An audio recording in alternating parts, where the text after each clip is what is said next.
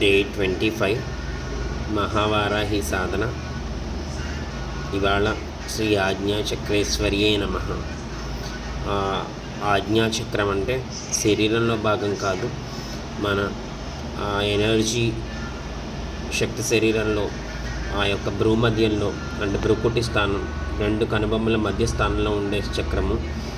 ఈ చక్రేశ్వరిగా సాధకుడికి ఎవరైతే వారాహి శక్తితో ఉపాసనతో సంబంధమై ఉంటారో, అనుబంధమై ఉంటారో వారందరికీ తృప్తి, శాంతి, ఆధ్యాత్మిక ఎదుగుదల, అన్నింట ఆ ముందరే ఆ ఇంట్యూషన్, అంతరాత్మబోధ, అన్నిటి పట్ల స్పష్టత, ఆ సంకేతగా, సమయ సంకేతగా, ఆజ్ఞాచక్రేశ్వర్యగా అందరికీ అన్నీ సమకూరుస్తారు. శ్రీ ఆజ్ఞాచక్రేశ్వర్యే నమః. జై వారాహి.